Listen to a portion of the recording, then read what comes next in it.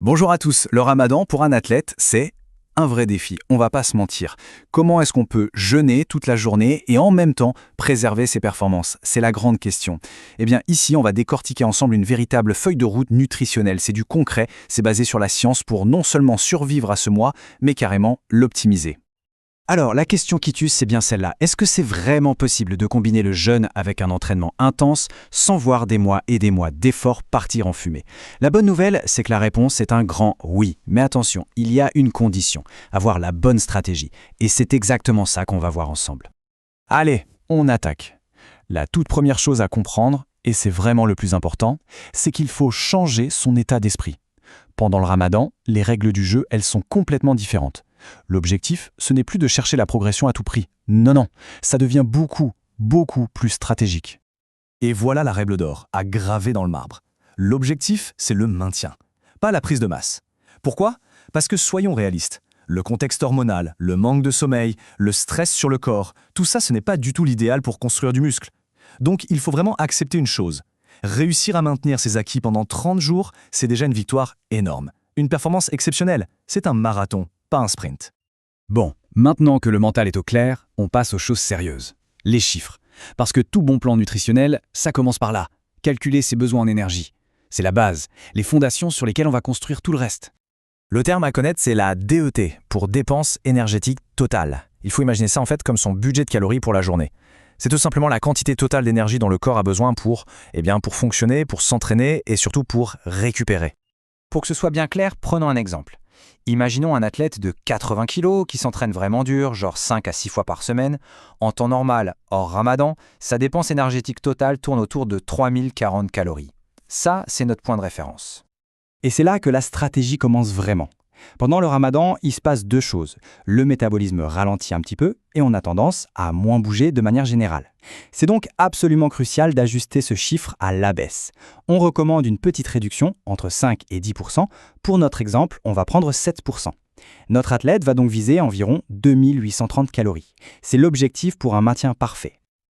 Ok, on a notre total de calories. C'est bien. Mais maintenant, il faut s'intéresser à ce qu'il y a dedans.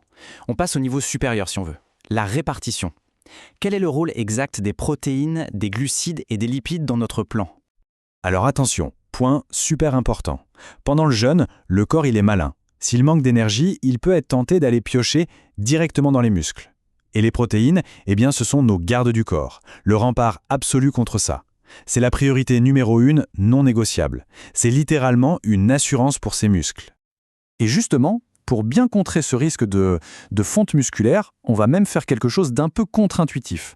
On va augmenter légèrement l'apport en protéines par rapport à d'habitude. On va viser une fourchette un peu plus haute, histoire d'être absolument certain que la masse musculaire ne bouge pas d'un poil.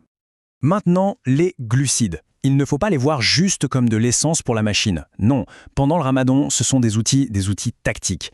Le secret, ce n'est pas seulement d'en manger, c'est de les manger au bon moment.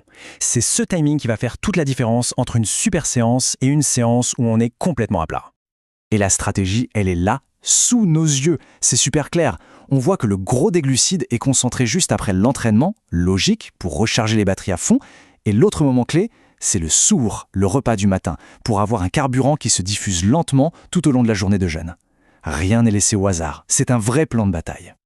Et les lipides alors? On a tendance à les oublier, un peu les mal aimer, et pourtant c'est une erreur. Ils sont absolument essentiels. Déjà pour la production d'hormones comme la testostérone, ce qui n'est pas rien. Ensuite, ils aident vraiment à se sentir rassasié, ce qui est un avantage énorme.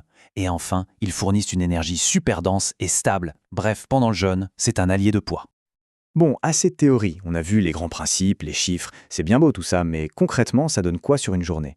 Allez, on met tout ça en pratique avec un exemple qui va tout rassembler. Alors, regardons ce plan pour notre fameux athlète de 80 kg. Ce qui saute aux yeux tout de suite, c'est l'iftar. Il est très léger. Son seul but, c'est de rompre le jeûne en douceur. Le vrai festin, si on peut dire, surtout en glucides, c'est juste après l'entraînement, pour la récupération. Et le suhoor, le dernier repas, regardez comme il est bien équilibré entre protéines, glucides et lipides. C'est lui qui va nous faire tenir toute la journée. Chaque repas a vraiment sa mission. Allez, pour finir, on va synthétiser tout ça. On va se faire une petite liste des règles d'or à suivre absolument, et surtout des pièges à éviter. Parce que c'est souvent dans les détails que le meilleur des plans peut capoter. Voilà les 4 erreurs fatales, les grands classiques à éviter. 1. Manger trop peu par peur de prendre du gras. C'est la garantie de perdre du muscle, point. 2. Zapper les protéines. C'est comme annuler son assurance muscle, une très mauvaise idée. 3. Tout manger d'un coup à l'iftar. C'est le meilleur moyen d'avoir une digestion horrible toute la nuit. Et 4. Un sufour sans glucides. C'est la recette parfaite pour une hypoglycémie et un coup de barre monumental en pleine journée. Et on va faire un zoom sur l'erreur la plus fréquente, celle de l'iftar. Il faut vraiment se sortir de la tête que l'iftar, c'est un buffet à volonté pour compenser la fin de la journée. Non, c'est juste le début de la période où on peut manger. La stratégie intelligente, c'est de le voir comme un premier petit repas et ensuite de répartir le reste sur plusieurs autres repas ou collations pendant la nuit. Et pour vraiment conclure, on va revenir à l'idée principale, la philosophie de tout ça.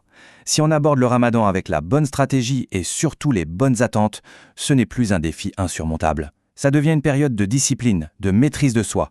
Il faut bien comprendre que maintenir sa force, maintenir sa masse musculaire pendant ces 30 jours, ce n'est absolument pas un échec. C'est au contraire une performance exceptionnelle, c'est une immense victoire.